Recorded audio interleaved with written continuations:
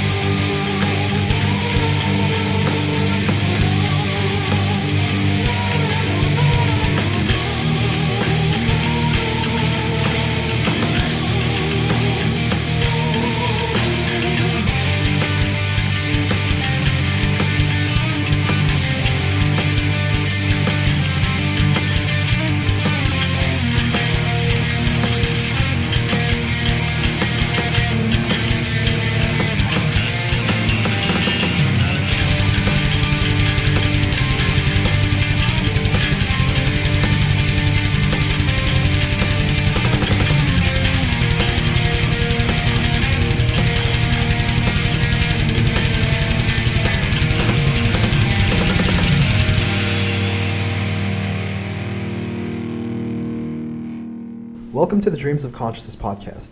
If you'd be so kind, would you mind introducing yourself? Hi, I am Anuar from Phendrana. And Anwar, how would you describe the music of Phendrana? I would say it's a sort of progressive metal with black metal elements and death metal elements to it. When you say progressive, in what ways are your band progressive? Do you feel like you bring in a lot of instrumentation that most metal bands don't use, like woodwinds and things like that? Yeah, our new album, Cathexis, does have woodwinds, specifically flute and saxophone. And it also has some arrangements for piano and strings like violin, viola, cello.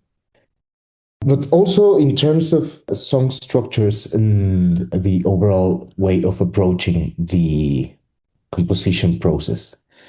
Rather than thinking my songs as songs, I like to think of them as compositions with a not so linear, simplified structure to it.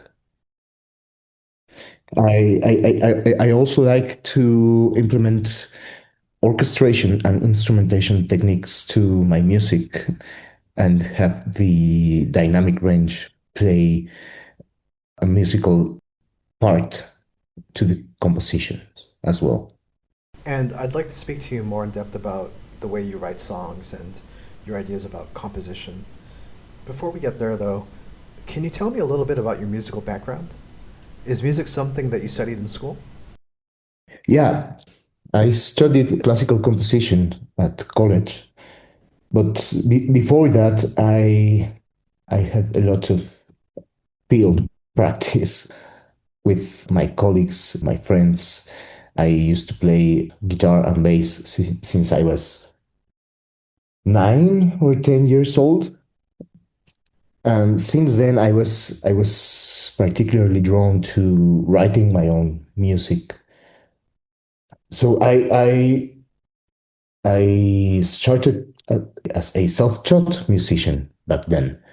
I recorded some crappy demos when I was a teenager, and it was when I decided to take a more formal approach to my writing process that I started studying classical music. And then I got into classical composition. Yeah, here we are. You mentioned that you started playing guitar and bass when you were 9 or 10 years old. What kind of music were you into at that age? I've always been both a metalhead and a progressive rock fan. Yeah, since I have memory, my father would play to me his Pantera collection. It sounds like your father's about my age. Most probably, yeah. And he got me into metal and rock as well. I still have some of his old cassette tapes. Remember those? Oh yeah, oh yeah. With a lot of Fleetwood Mac stuff, The Who, Twisted Sister. Yeah, those were bands that were with me since I was a child. But also metal, Pantera, Opeth, Arch Enemy, Carcass. Those were my main bands when I was a kid. Oh, System of a Down as well. There was a period in my life, I think it was like 1 year where I just listened to System of a Down. And yeah, I also got into classical music thanks to video games, actually. Soundtracks were a fascinating thing for me. And that got me into classical composers, particularly into the Baroque period and the Romantic period.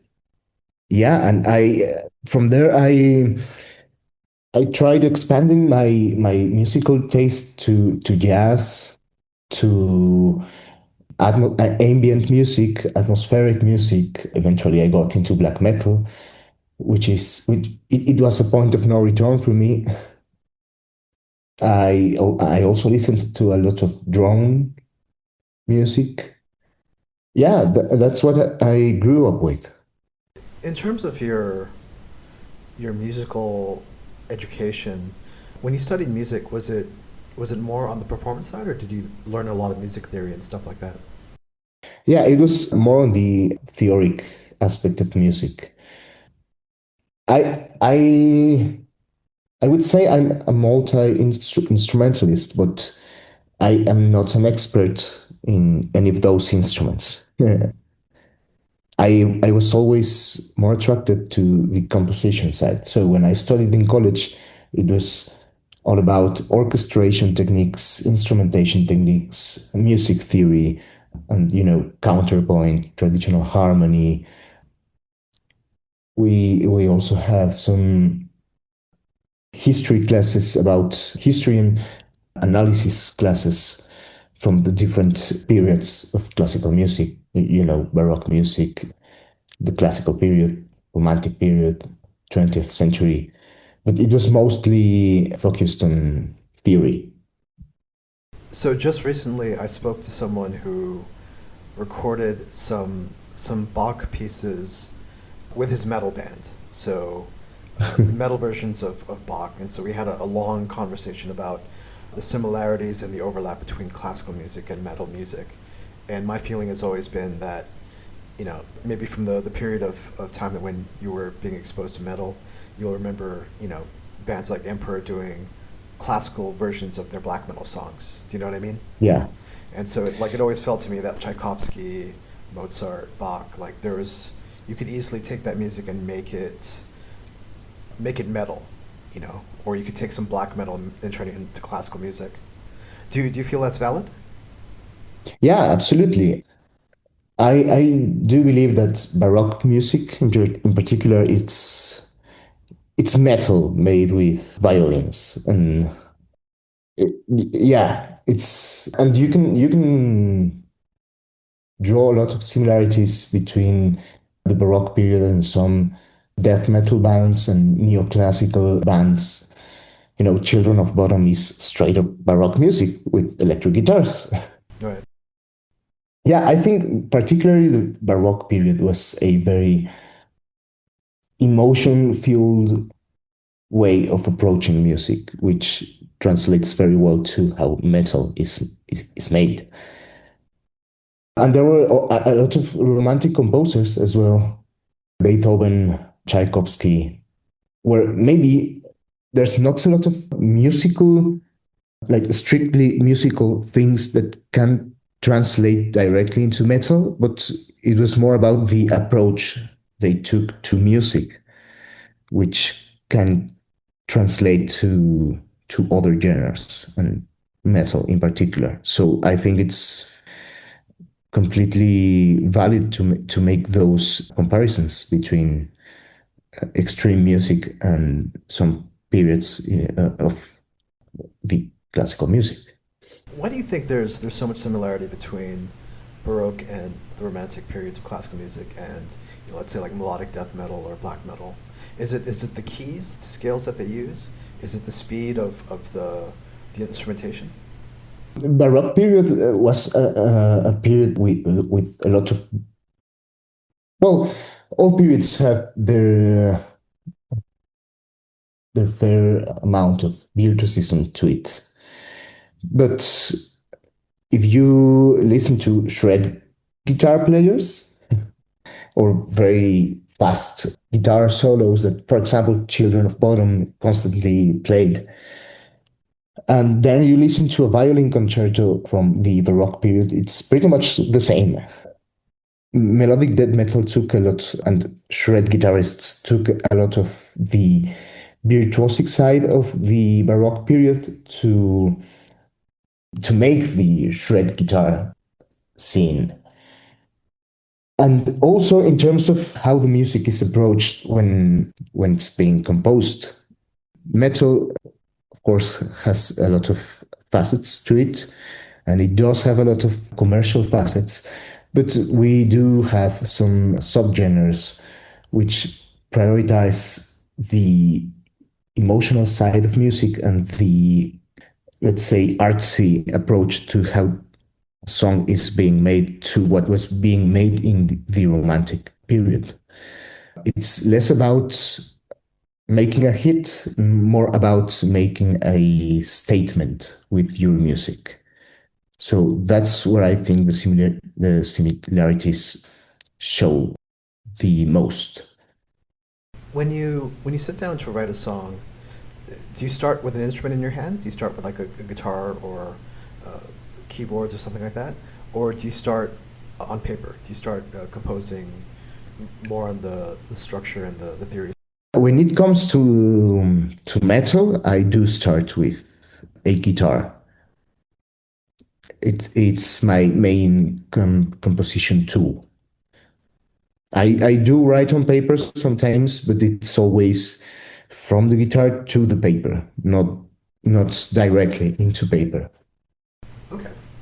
And as far as song structure, since you're the sole songwriter, what's your process like starting from when you start playing? Do you just come up with riffs first and then try to arrange them, or do you have something like a map, like a riff? Okay, Okay. I do not have a specific process to writing music. I tried having a process before, but it was very complicated for me to come to terms with the music that resulted from it, because I tend to be very harsh on my music, and when I overthink it, it just turns for worse. So what I instead do is I let the music make itself. So I can maybe play some riffs on guitar, but those riffs need to be either written on paper or recorded into some software where I force myself to continue that riff or that idea or that progression. And I let like the inertia make the music by itself instead of imposing some predetermined structures, for example, or progressions. I do like to have an overall picture of a song, maybe which sections it should have, or how much intensity I would like in this song, when would I like to have a softer section, for example. But those ideas are pretty flexible when the time comes to actually writing the music. Sometimes the music itself asks for longer sections of intensity or longer soft sections, which I hadn't thought of before. And I've learned that being very flexible with myself allows me to have a pleasant result, or at least for myself. So yeah, it's not like I have any specific method or structure when composing. I like to make the music flow and speak by itself. At what point do you start thinking about the additional instrumentation, like the woodwinds or the string accompaniments? Oh, I like to think as like I do believe that instruments have their particular expression. So maybe I have a melody that could work for a flute, but wouldn't work for a guitar or a violin.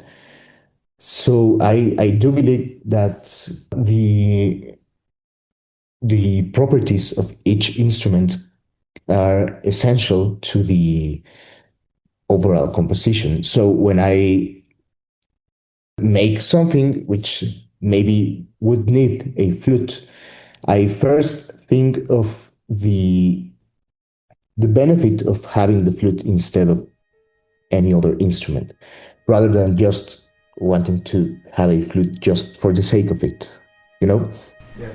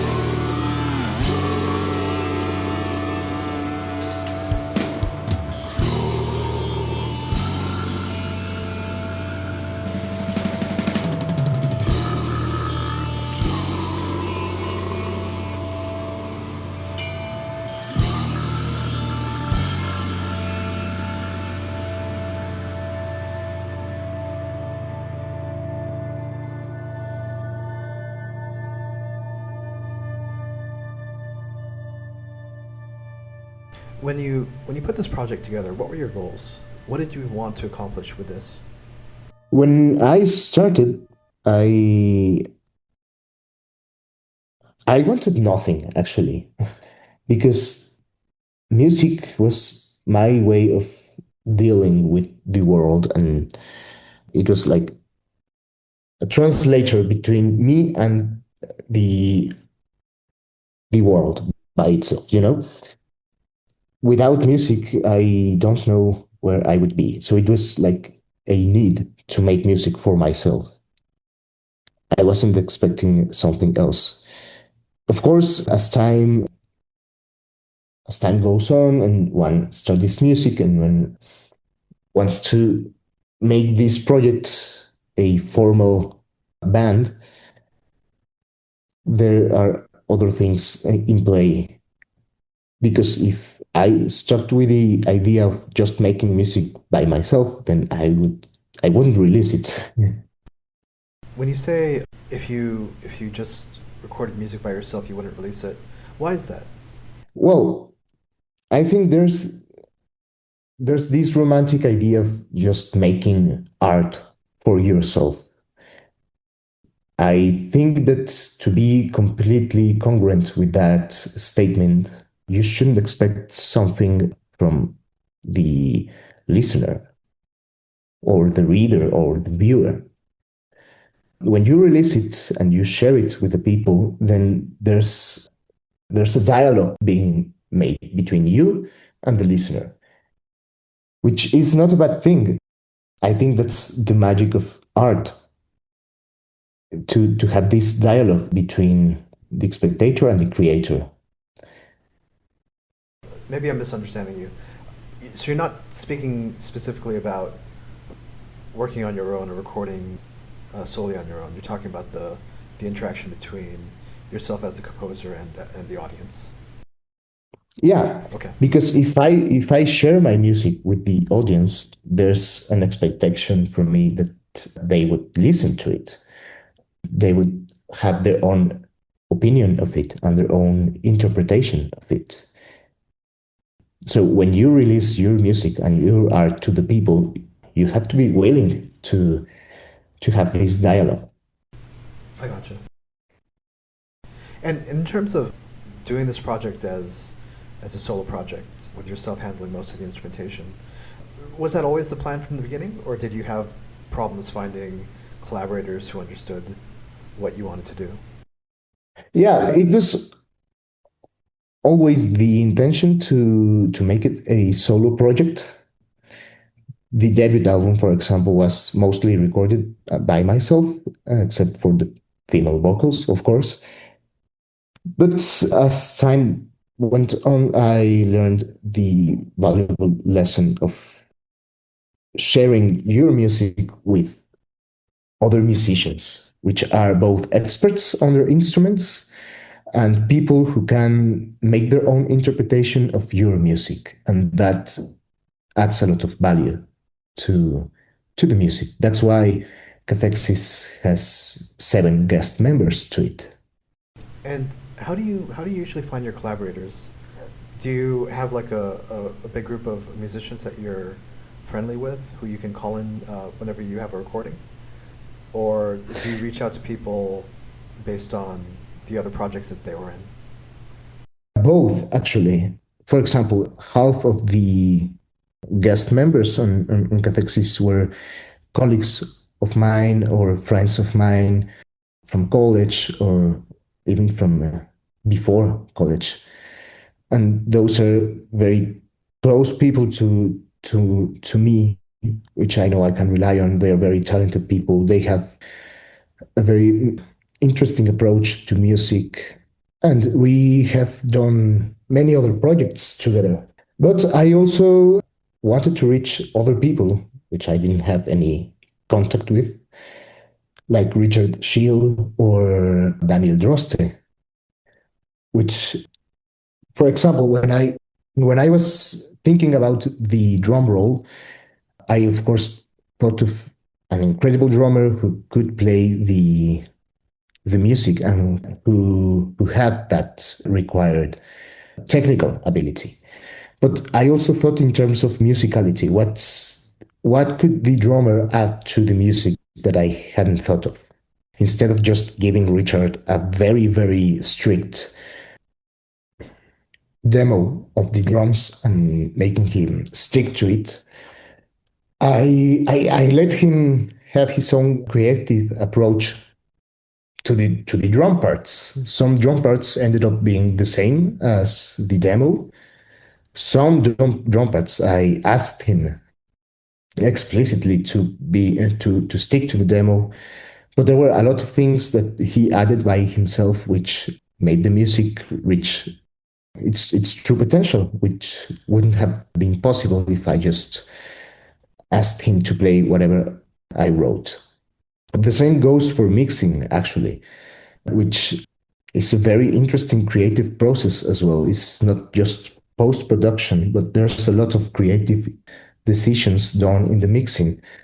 So when Jens Seifert mixed the album, I was pretty much out of the picture. He maybe sent me two or three rough ideas at the beginning to have my opinion, and from there, he just took on the arduous labor of mixing the album for 6 months or more. And we just made some adjustments at the end, but he had this space to put his own creative ideas to the mix. So, the album that we're talking about is called Cathexis, Yeah. and it'll be released on the 6th of February. Musically, how do you compare Cathexis to your first album, Sanctum? Sanctum is a very juvenile record with a lot of. I would say it's a very unfocused album. I was a child back then. I was like 16 years old when I recorded when I wrote that record. I don't like it anymore. Cathexis is basically every aspect of it a more mature record. It sticks to how music was made in the 70s.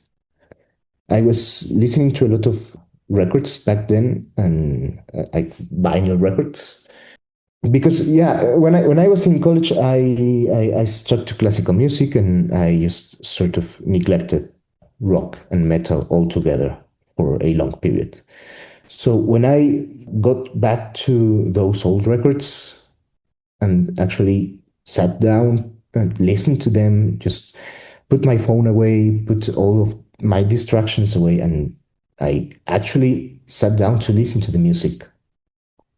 That was like a revelation for me, and it was from there on that I decided that that's the approach I wanted for Cathexis. It's an album made with the intention of listening to it from beginning to end with no distractions and not as a background music, not something that you would play when you're working or when you're at the gym or whatever. Right. So it's music that requires attention. It requires a dialogue between the listener and the musicians. I would say it's more, I wouldn't say it's sophisticated at all, but it does. I like to, how can I say it? Yeah, I wanted to have a lot of balance in the music between the extreme sections and the softer sections, instead of just making a straight up metal album. So it has a lot of soft passages. It's not an album that relies on typical structures of verse, chorus, bridge. The structures of each of the songs are unique, and as I said before, I like to allow the music to flow by itself. So it's very natural flowing experience when you're listening to it. And yeah, it has a lot of progressive elements which the debut didn't have.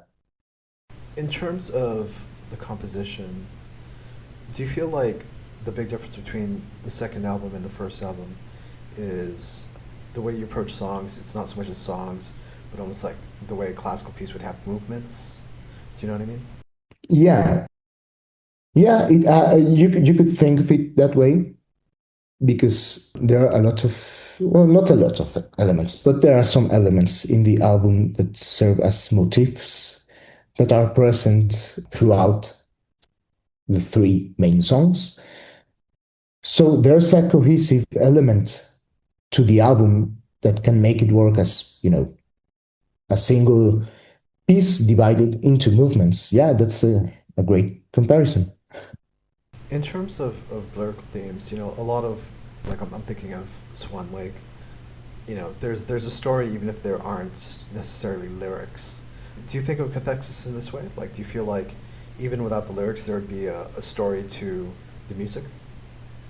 Yeah, each song might be a different story, but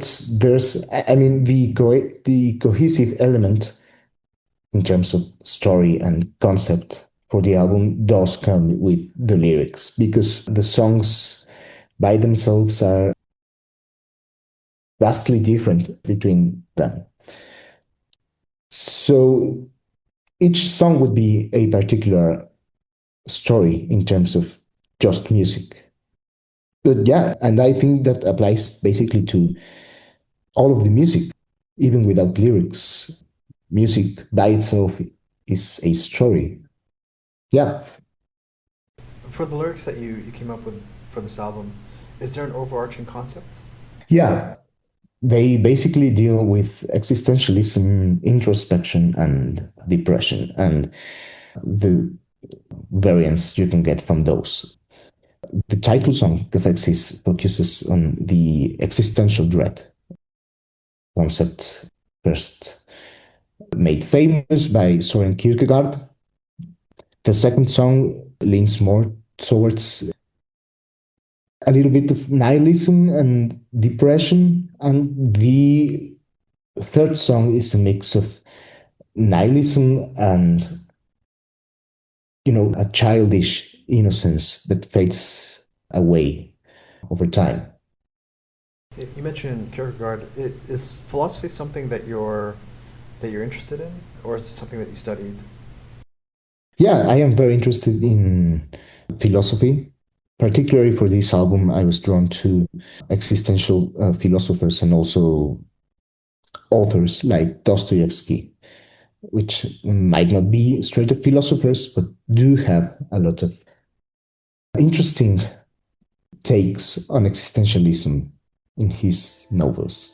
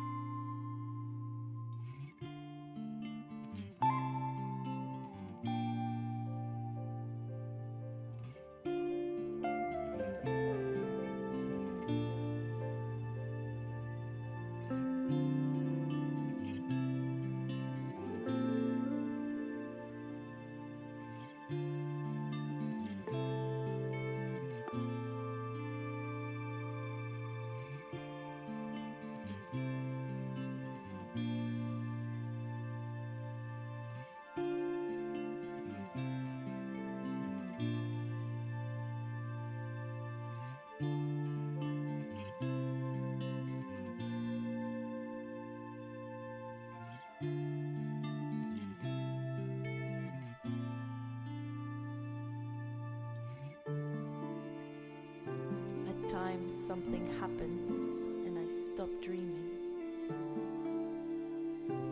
of the house and the pine trees,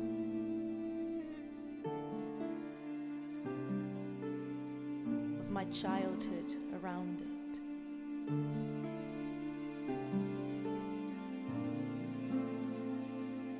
Then I get depressed,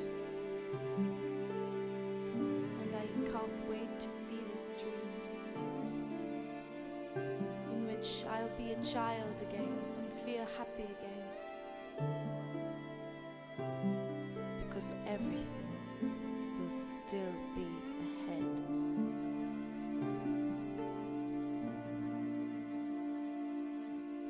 Everything will be possible.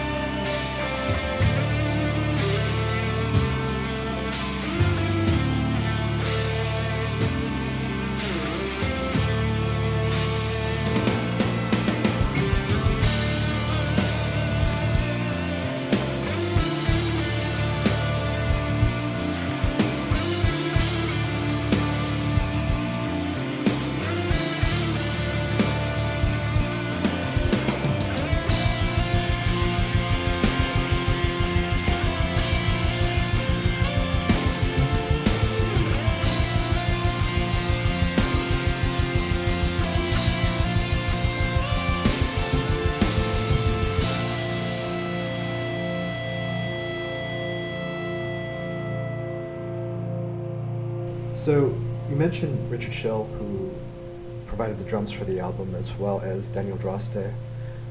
Can you tell me a little bit about the other collaborators who you brought in for this recording? Yeah, the main collaborator is Alonso Huerta, which is the co-producer of the album. He was the key element to making the album process work. He was there from the conception of the idea of the album. Since I told him, hey, I have some ideas for an album, I want to make it, and he was there from day one. He was responsible for making all the recording sessions work appropriately. He was also essential to helping me fulfill my vision without being so strict on myself, letting go of the actual music, because if it wasn't for him, maybe I would still be writing the album.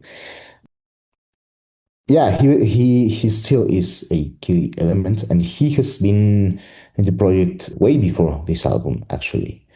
We've tried to play live with him, but there's always an event that prevents him to playing with us, but he has been in Phendrana basically since 2016. So it was a no-brainer when I was deciding who would produce this album. Yeah, it had to be him. So yeah, he's basically the other full-time member of Phendrana.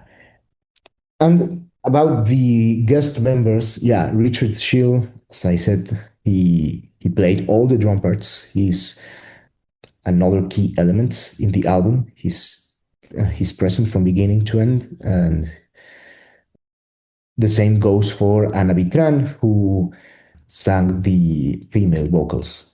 She is the sister of Gabriel Vitran, a longtime friend and colleague of mine. And yeah, her vocals were probably my favorite element of the album. They're just ear melting, absurdly, ridiculously sublime and beautiful. Yeah, she made an excellent job with all the female parts, which aren't a lot, but when they come, they do make a statement. And then I have Adrián Terrazas, who previously played on the Mars Volta. He played woodwinds on the title track. And I also have three other friends play on the album, which are Ulises, he played the cello, Gabriel Vitran, who played a piano solo for the closing track, and Diego Sagun, which goes by Mafu, who played the solos for Sentience and the closing track. All of those are friends of mine from college. They are very talented people. Recording with them was very easy because it was like a mix of studio recordings and using the studio at our alma mater. So it was very easy to record with them. And yeah, finally, Daniel Droste from Ahab, which kindly provided some guest vocals for the closing track. I didn't speak directly to him, actually. It was Jan Seifert, the mixer of the album, who also mixes the Ahab stuff. I asked him to ask Daniel if he would like to participate on the project, which at the beginning it seemed very far-fetched to me because Ahab is one of my favorite bands of all time. And when I made the Effigy and the Titan, I honestly didn't think of anyone else who could make that part. So if Daniel had refused the collaboration, I don't know what I would have done, but in the end, he kindly accepted, and it turned out amazing. Those are yeah, I think all the guest members for the album. Did all your contributors record at their own home studio, or at a studio like you said that Jens had? Yeah, no, there were like four studios involved and a lot of home studios involved. Richard Schill's parts were recorded in I believe it's Gothenburg with Rob Kukla. Daniel Droste's parts were recorded in Mannheim in Jens Seifert's studio, which is called Ramaton Studio.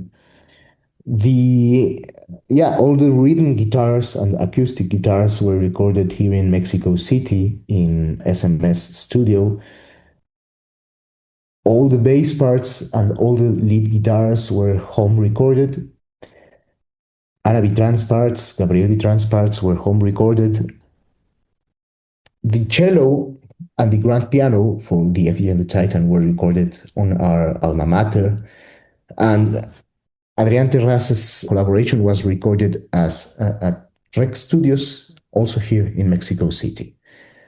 And he also recorded some things in his home studio in, I think, Texas, I believe. So yeah, the album was basically recorded in 4 countries. And Jens was the one who had to bring it all together, right? Yeah, Yeah, Jens was the one that made order in this chaos.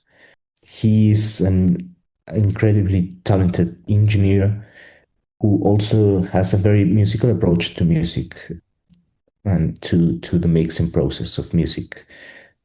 Since the beginning, I wanted to have the dynamic range being an essential part of the music. I wasn't aiming for an overly compressed metal record. I was aiming for a dynamic experience. And Jens, he got on board with the idea and he shares the same philosophy when it comes to dynamic range and overcompression. So yeah, he was the one that made the record sound that's amazing as it does. He really did an amazing job. When you say the dynamic range, did you want something like the old '60s and '70s prog records, or maybe even like classical recordings where like there are some very low parts, but there are also some very bombastic parts? Yeah, absolutely. 100%. Classical music and 70s prog were my influences for that. Going back to the conception of the album, when I was sitting down and listening to records, I also made the exercise of not moving the volume knob. So I just let for example, I was listening to a lot of King Crimson back then, Large Stones in Aspic, particularly, which is an amazing record. It's amazing how the volume plays an essential part to the music. There are very soft sections and very loud sections, but they're not just loud or quiet just for the sake of it. They do have a musical purpose. Same goes for classical music. When you have dynamics come into play, like actual dynamics written on the score, it's not just to turn the volume down or up. It's musical expression that can only be made through the dynamics. So yeah, those absolutely were my influences to it. I believe that a lot of music nowadays is so compressed and made with intention of being listened with all the chaos that it's going all around. It sounds like you had a lot of trust in your collaborators from the version that you composed and demoed. Once it left your hands, it sounds like it was really in the hands of a lot of other people as far as like what the finished album would turn out to be. Does anything about the finished album, the final mix version that you got back from Jens, does anything about that surprise you? Yeah, when I was in college, I learned a valuable lesson with classical music because as composers, we're not always the ones that play our own music. So before studying college, I tended to be very jealous of my music, and I wanted to be in charge of everything I could. If I could play the drums, even if I am a mediocre drum player, but I can record those parts, I would do it. That was my mentality back then. When I got into college, and I was sort of forced to let other musicians, to let actual professional musicians play my music. I learned the valuable lesson that music has to have a life of its own throughout other people.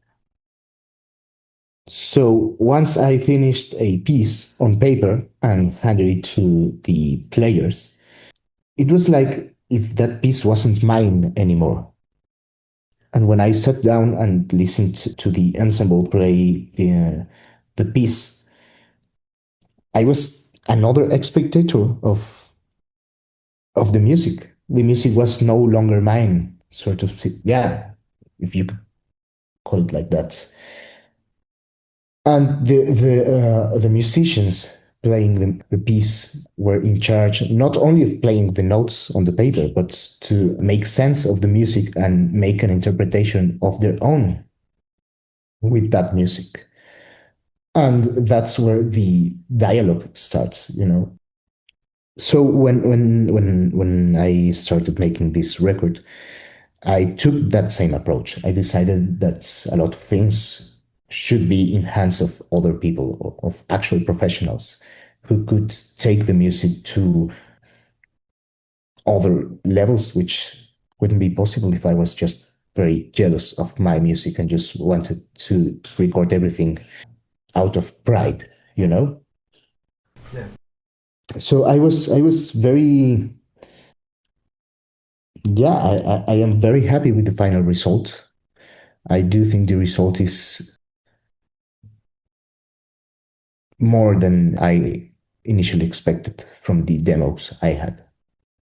You said something about playing live. What does it take to get Phendrana to play live shows? Is it easy for you to find collaborators, just for one-off shows and things like that? Yeah, we've had shows before, and I do have set collaborators for the drums and the bass and the second guitar. And we tend to rehearse once we have a date set. They do have the music, they do have their parts, and they they can study on their own at home. And once we have a date, we get together and just try to bring everything together. But we have played shows. Our last show was in 2024, so it's been quite some time. I do hope we get some dates for this year and for this album. But it's easy to get us to play. Actually, we get along very well. The musicians on the live band are very talented as well, and they are close friends of mine. So it's very easy to get together and just play live. Is there anything said as far as live dates and maybe in the summer or festival appearances? No, no, not at the moment. Not dates at the moment. So, by the time people hear this episode, Cathexis will be out. Anuar, please tell everyone how they can order the album. What's the best way to get it? Yeah, the best way to get it is through our Bandcamp page. You can find us as Phendrana in Bandcamp.